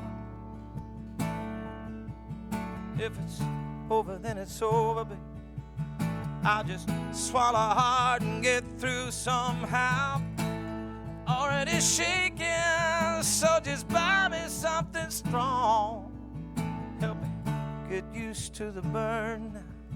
For all the nights I'll have to drink alone. Give it to me straight, babe. Don't want no watered down goodbye. Give it to me straight, babe.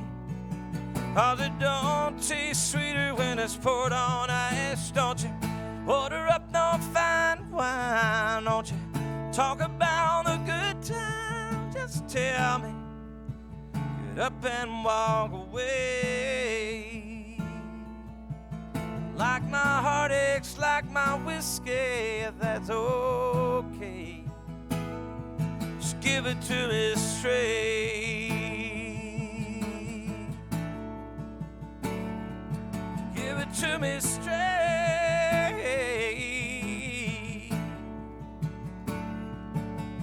Like my heart aches, like my whiskey, if that's okay. Just give it to me straight. Give it to me straight.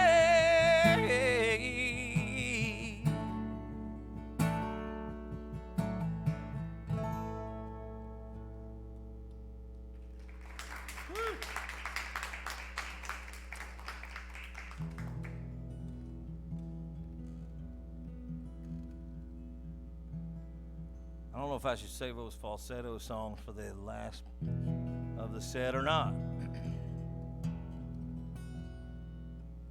It's a little song I wrote while I was driving through Nashville. It's the first time I'd been back in a couple of years after I'd left.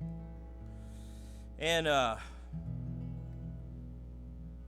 got lost. I'd been there 17 years, lived there for 17 years. Worked downtown for the entirety of that time. Driving the town every day, and I was driving back to do some business or to write or play a show probably. And I got lost downtown because the skyline had changed so much and couldn't recognize it, you know. Then I turned on the radio and I didn't recognize anything on there either. And I just finished watching No Country for Old Men, which is one of my favorite movies, you know, and it's pretty dark, I guess that's why. But there's this, place in really the whole movie's about this sheriff, of course, Tommy Lee Jones' character, who feels out of place and, knows that the world's moved past him to a degree, So. And there was a fleeting moment there that has kind of stuck with me. Where I felt exactly the same way, This world has kind of moved on, and so that's what this song here was born out of, was this feeling of, and I don't even know what's going on anymore. I'm lost downtown geographically and emotionally, musically. I don't know what's happening. So that's kind of where this song came from.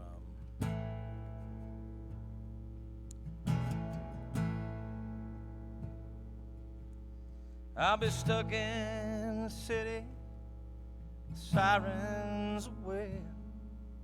I close my eyes sometimes and dream. Warm breeze is blowing, dust devils stir, and coyotes calling my name. And I think of how much things have changed, and think this ain't no country for old boys like me that grew up on back roads and rivers and creeks.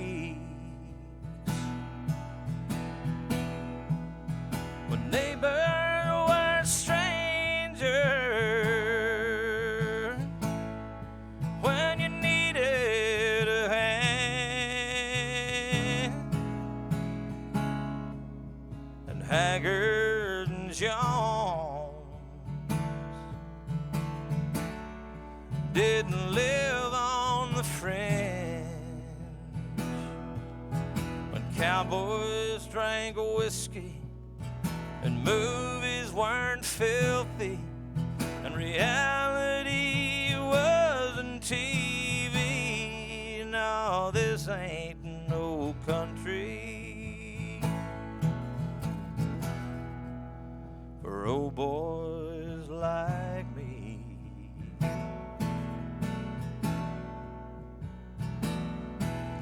Well, far from the concrete and steel, there's a main street that runs by the old 5 and dime,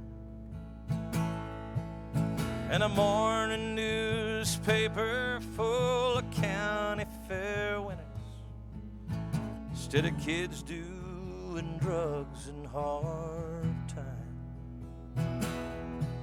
Oh, somewhere in the back of my mind, I think this ain't no country for old boys like me, who grew up on back roads and rivers and creeks.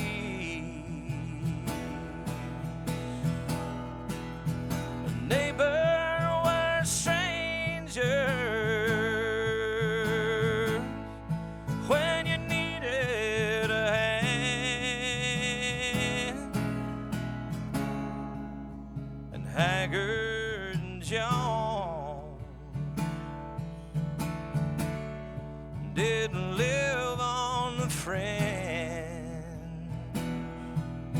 When cowboys drank whiskey and movies weren't filthy and reality wasn't TV. Now this ain't no country for old boys like me, not for old boys like me.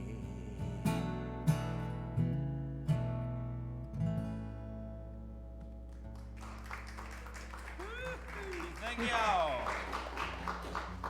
We would like to thank Tony Ramey for being with us this evening. Wasn't it a fantastic show? Thank you for having me. We also thank our volunteers for their help with our production each week. Namely, very special thanks to Becky Alfrey for her work with our social media. Thank you, Becky.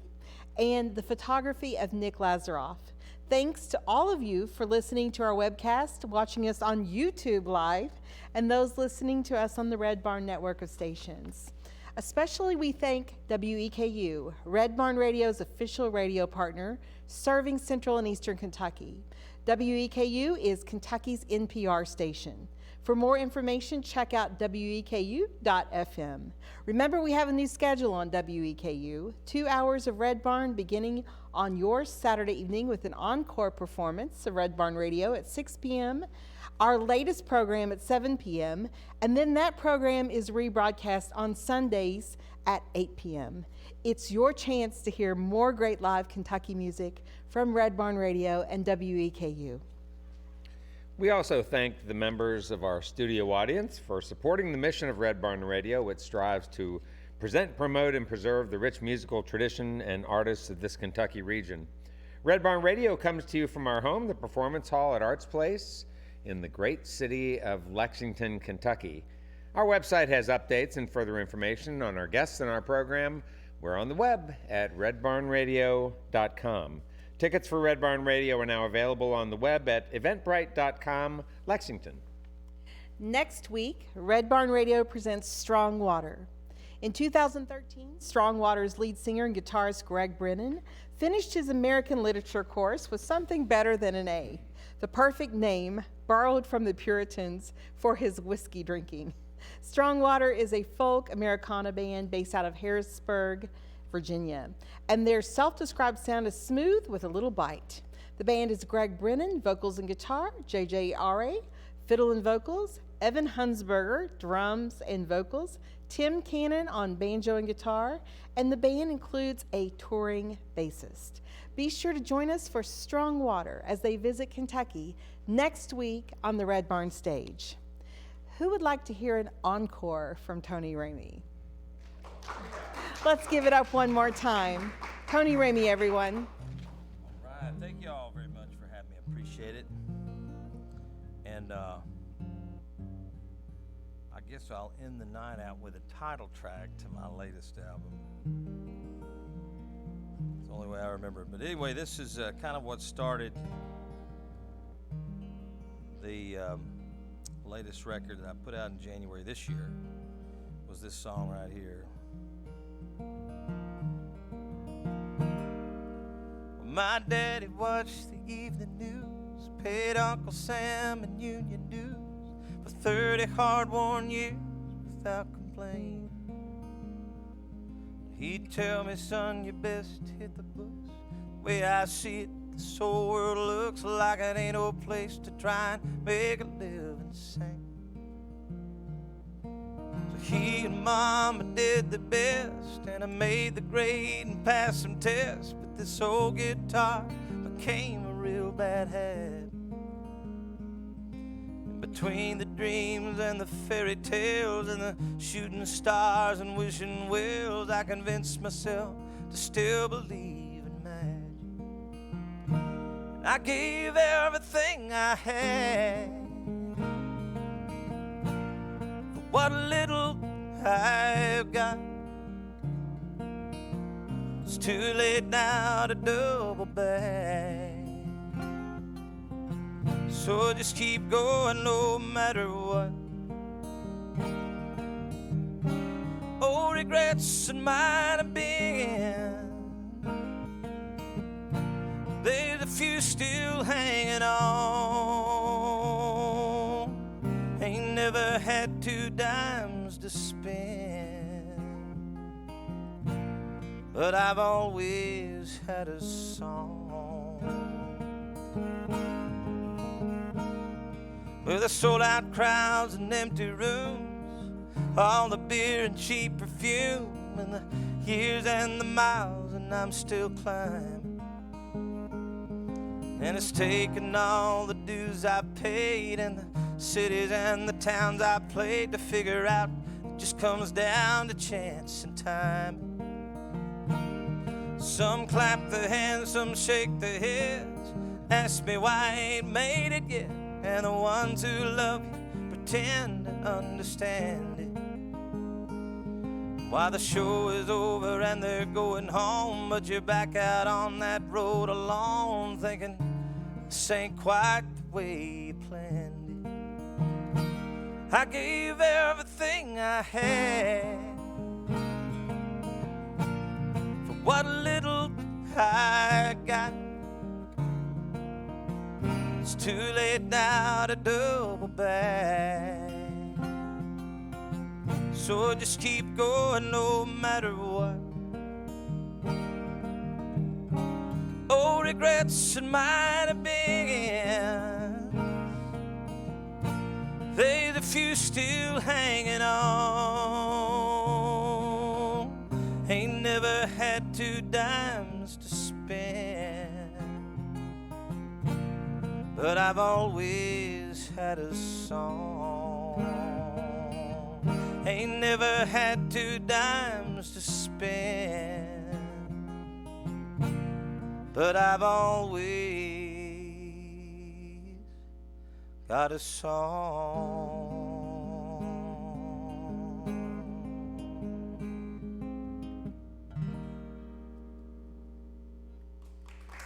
Thank y'all so much. Appreciate it. Tony Ramey. Well, folks, that's all from Red Barn Radio tonight, live from Lexington, Kentucky. You can see and hear us worldwide as we stream live on the web and on YouTube, Wednesdays, 8 p.m. Eastern in North America. Our program is also available on the WEKU app. Check out Red Barn Radio on demand. You can donate, too, to help the continued success of Red Barn Radio by simply clicking the PayPal link on our Facebook page or on Red Barn Radio's main page. But now, from all of us here at Red Barn Radio and to all of our friends worldwide, it is our hope that you have a terrific week. Be well. See you later.